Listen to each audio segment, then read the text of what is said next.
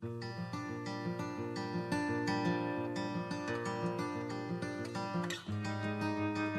is March 11th. Today, we hear the story of Balaam.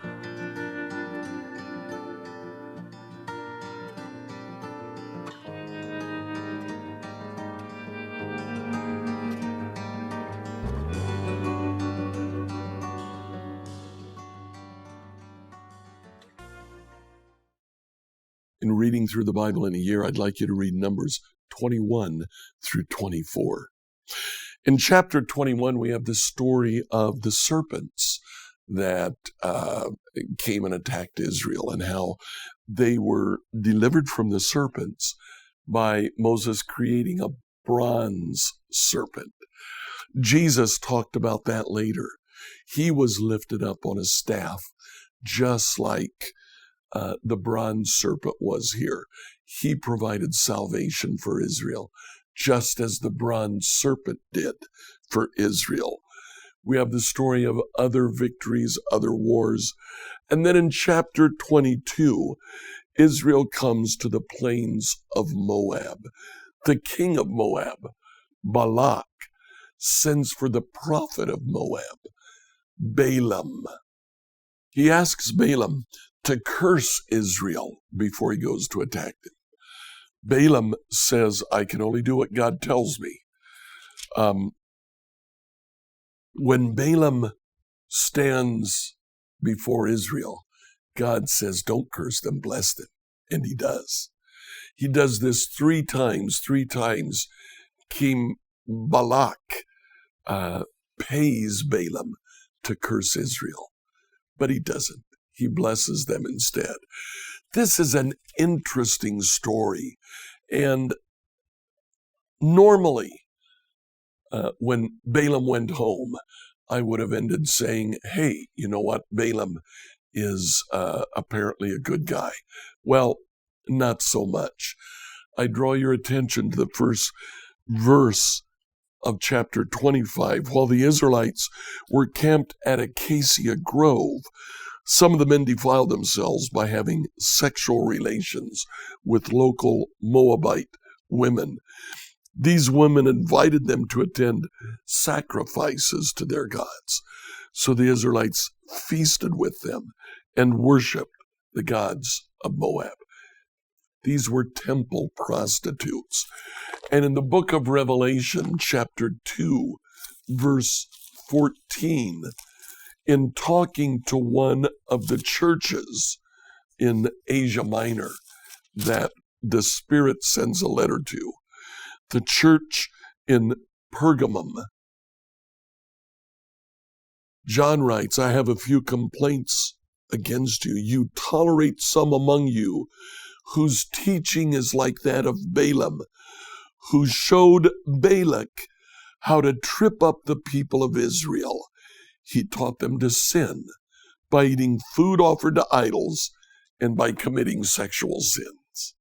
Apparently, Balaam left Balak, said, I won't curse them, but here's what you can do. And many Israelites defiled themselves and defiled Israel by worshiping with the temple prostitutes in chapter 25. Enjoy reading through the story of Balaam. Numbers 21 to 24, New Living Translation. Numbers 21. The Canaanite king of Arad, who lived in the Negev, heard that the Israelites were approaching on the road through Atharim.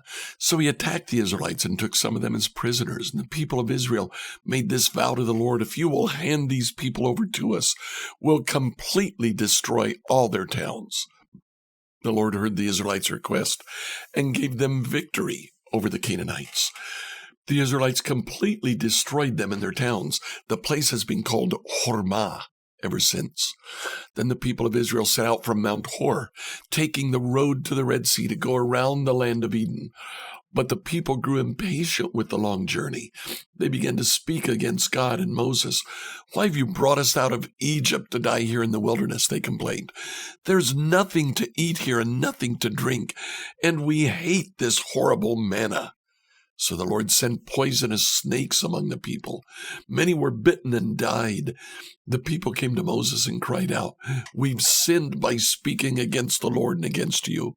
Pray that the Lord will take away the snakes." So Moses prayed for the people.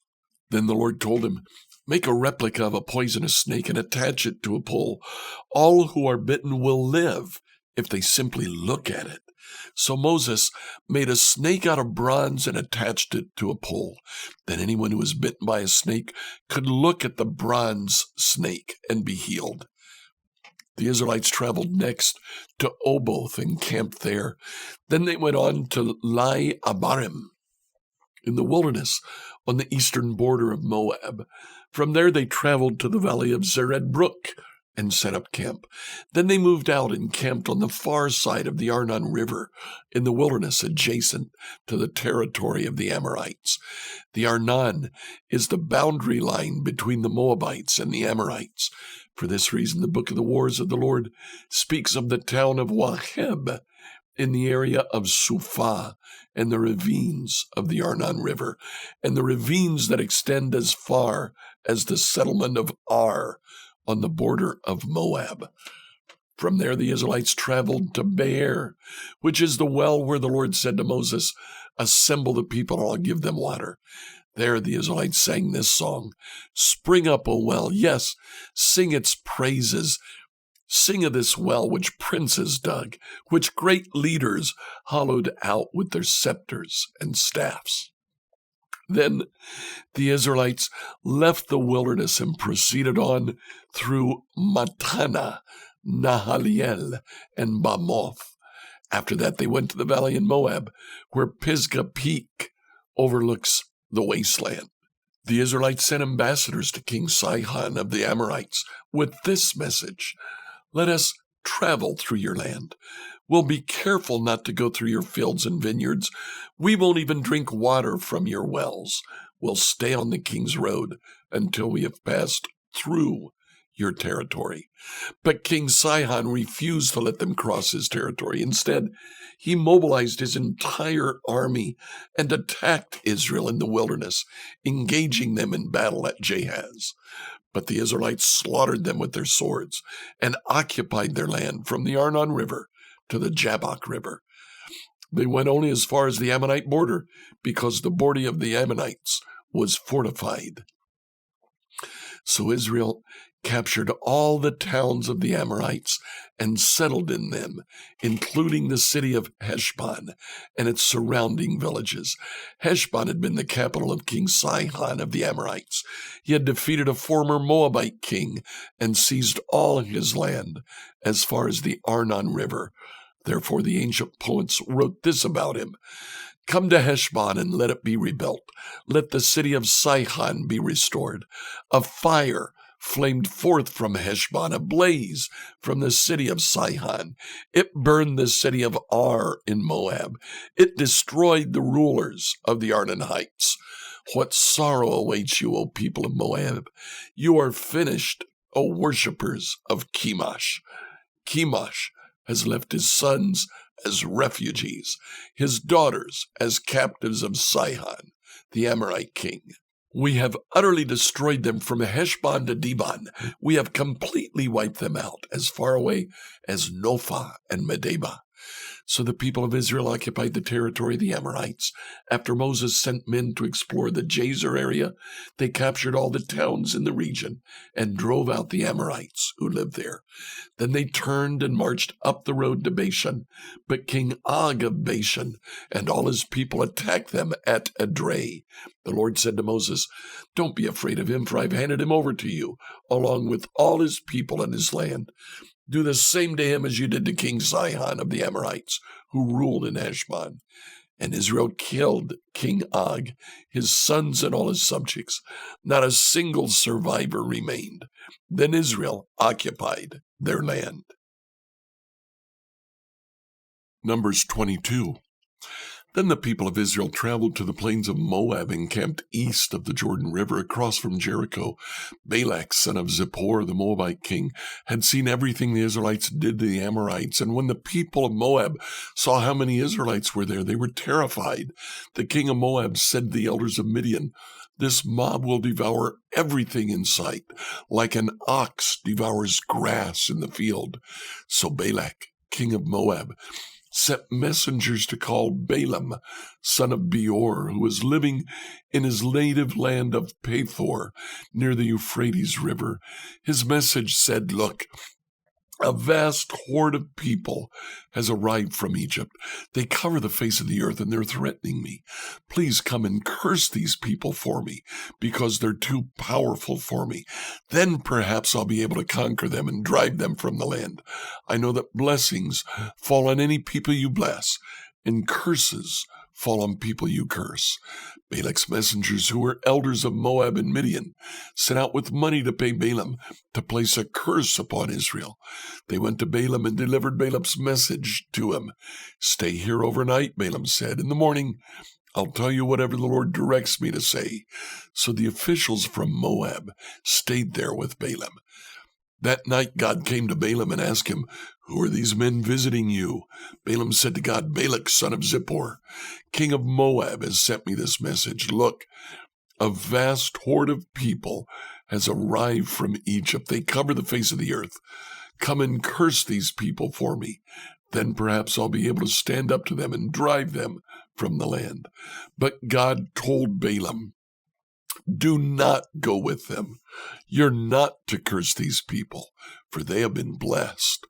The next morning, Balaam got up and told Balak's officials, "Go on home. The Lord will not let me go with you." So the Moabite officials returned to King Balak and reported, "Balaam refused to come with us." Then Balak tried again. This time he sent a larger number of even more distinguished officials than those he had sent the first time. They went to Balaam and delivered this message to him. "This is what Balak, son of Zippor, says. Please don't let anything stop you from coming to help me. I'll pay you very well. I'll do whatever you tell me. Just come and curse these people for me." Balaam responded to Balak's messengers, "Even if Balak were to give me his palace filled with silver and gold, I would be powerless to do anything against the will of the Lord my God. But stay here one more night.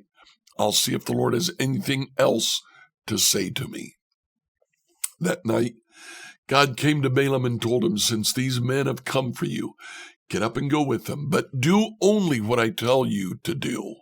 So the next morning, Balaam got up, saddled his donkey, and started off with the Moabite officials. But God was angry that Balaam was going. So he sent the angel of the Lord to stand in the road to block his way. As Balaam and two servants were riding along, Balaam's donkey saw the angel of the Lord standing in the road with a drawn sword in his hand. The donkey bolted off the road into a field, but Balaam beat it and turned it back onto the road. Then the angel of the Lord stood at a place where the road narrowed between two vineyard walls. When the donkey saw the angel of the Lord, it tried to squeeze by and crushed Balaam's foot against the wall. So Balaam beat the donkey again. Then the angel of the Lord moved farther down the road and stood in a place too narrow for the donkey to get by at all. This time when the donkey saw the angel, it lay down under Balaam. In a fit of rage, Balaam beat the animal again with his staff. Then the Lord gave the donkey the ability to speak. "What have I done to you that deserves you beating me 3 times?" it asked Balaam. "You made me look like a fool," Balaam shouted. "If I had a sword with me, I would kill you." "But I'm the same donkey you've ridden all your life," the donkey answered. "Have I ever done anything like this before?" "No," Balaam admitted. Then the Lord opened Balaam's eyes. He saw the angel of the Lord standing in the roadway with a drawn sword in his hand. Balaam bowed his head and fell face down on the ground before him. "Why did you beat your donkey those 3 times?" the angel of the Lord demanded. "Look, I've come to block your way because you are stubbornly resisting me." 3 times the donkey saw me and shied away. Otherwise, I certainly would have killed you by now and spared the donkey." Then Balaam confessed to the angel of the Lord, "I've sinned. I didn't realize you were standing in the road to block my way. I'll return home if you're against my going." But the angel of the Lord told Balaam, "Go with these men, but say only what I tell you." So Balaam went on with Balak's officials. When King Balak heard that Balaam was on the way, he went out to meet him at the Moabite town on the Arnon River at the farthest border of his land. "Didn't I send you an urgent invitation? Why didn't you come right away?" Balak asked Balaam. "Didn't you believe me when I said I would reward you richly?" Balaam replied, "Look, now I've come, but I have no power to say whatever I want. I will speak only the message that God puts in my mouth." Then Balaam accompanied Balak to Kiriath Huzoth, where the king sacrificed cattle and sheep. He sent portions of the meat to Balaam and the officials who were with him. The next morning, Balak took Balaam up to Bamoth Baal. From there he could see some of the people of Israel spread out below him. Numbers 23.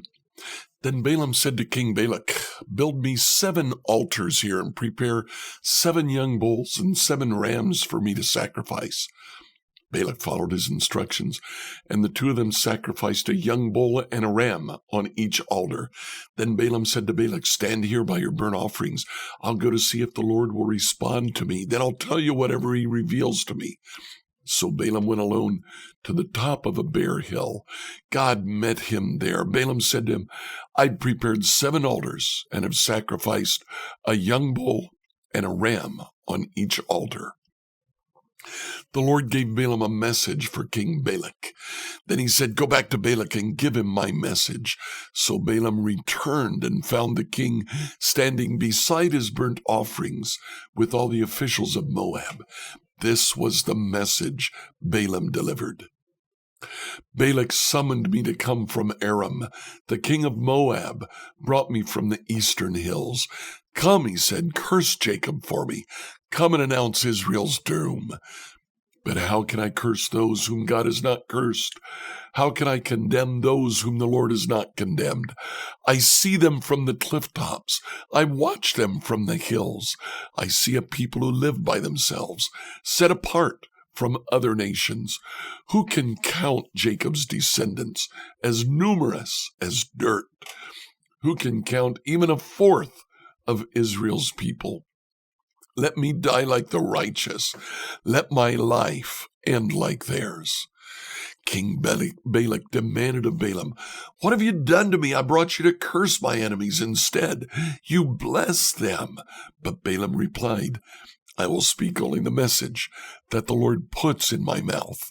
Then King Balak told him, "Come with me to another place. There you'll see another part of the nation of Israel, but not all of them. Curse at least that many."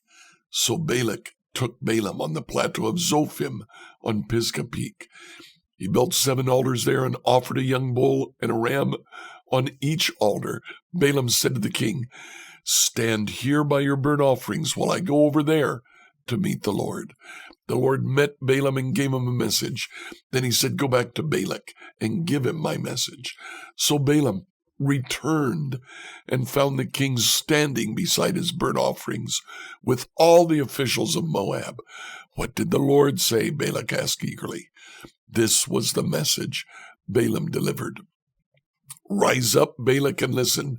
Hear me, son of Zippor. God is not a man, so he does not lie.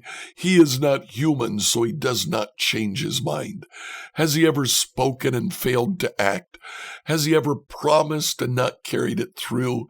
Listen, I received a command to bless. God is blessed. I cannot reverse it. No misfortune is in his plan for Jacob. No trouble is in store for Israel. For the Lord their God is with them. He has been proclaimed their king. God has brought them out of Egypt. For them, he is as strong as a wild ox. No curse can touch Jacob. No magic has any power against Israel. For now it'll be said of Jacob, what wonders God has done for Israel. These people rise up like a lioness, like a majestic lion rousing herself. They refuse to rest until they have feasted on prey, drinking the blood of the slaughtered. Then Balak said to Balaam, "Fine, but if you won't curse them, at least don't bless them." But Balaam replied to Balak, "Didn't I tell you that I can do only what the Lord tells me?" Then King Balak said to Balaam, "Come, I'll take you to one more place. Perhaps it'll please God to let you curse them from there." So Balak took Balaam to the top of Mount Peor, overlooking the wasteland. Balaam again told Balak, "Build me 7 altars, prepare 7 young bulls and 7 rams for me to sacrifice." So Balak did as Balaam ordered, and ordered a young bull and a ram on each altar. Numbers 24. By now, Balaam realized that the Lord was determined to bless Israel, so he did not resort to divination as before. Instead, he turned and looked out toward the wilderness where he saw the people of Israel camped, tribe by tribe. Then the Spirit of the Lord came upon him, and this is the message he delivered. This is the message of Balaam, son of Beor, the message of the man whose eyes see clearly, the message of one who hears the words of God, who sees a vision from the Almighty, who bows down with eyes wide open. How beautiful are your tents, O Jacob! How lovely are your homes, O Israel! They'll spread before me like palm groves, like gardens by the riverside. They're like tall trees planted by the Lord, like cedars beside the waters. Water will flow from their buckets. Their offspring have all they need. Their king will be greater than Agag. Their kingdom will be exalted. God brought them out of Egypt. For them, he's as strong as a wild ox. He devours all the nations that oppose him, breaking their bones in peace, shooting them with arrows. Like a lion, Israel crouches and lies down. Like a lioness, who dares to arouse her? Blessed is everyone who blesses you, O Israel, and cursed is everyone who curses you. King Balak flew into a rage against Balaam. He angrily clapped his hands and shouted, "I called you to curse my enemies. Instead, you've blessed them 3 times. Now get out of here. Go back home. I promised to reward you richly, but the Lord has kept you from your reward." Balaam told Balak, "Don't you remember what I told your messengers? I said, even if Balak were to give me his palace filled with silver and gold, I would be powerless to do anything against the will of the Lord. I told you that I could say only what the Lord says. Now I'm returning to my own people, but first, let me tell you what the Israelites will do to your people in the future." This is the message Balaam delivered. This is the message of Balaam, son of Beor, the message of the man whose eyes see clearly, the message of one who hears the words of God, who has knowledge from the Most High, who sees a vision from the Almighty, who bows down with eyes wide open. I see him, but not here and now. I perceive him, but far in the distant future. A star will rise from Jacob, a scepter will emerge from Israel. It will crush the heads of Moab's people, cracking the skulls of the people of Sheth. Edom will be taken over, and Seir, its enemy, will be conquered, while Israel marches on in triumph. A ruler will rise in Jacob who will destroy the survivors of Ur. Then Balaam looked over toward the people of Amalek and delivered this message. Amalek was the greatest of nations, but its destiny is destructions. Then he looked over towards the Kenites and delivered this message. Your home is secure, your nest is in the rocks, but the Kenites will be destroyed when Assyria takes you captive. Balaam concluded his messages by saying, Alas, who can survive unless God has willed it? Ships will come from the coasts of Cyprus. They will oppress Assyria and afflict Eber, but they too will be utterly destroyed. Then Balaam left and returned home, and Balak also went on his way. Like, follow, and subscribe to this devotional on whatever platform you use to listen to it. Email your questions to us at questions@becomehope.com. Tomorrow, we'll return to the book of Psalms. Enjoy tomorrow, worshiping in the church of your choice.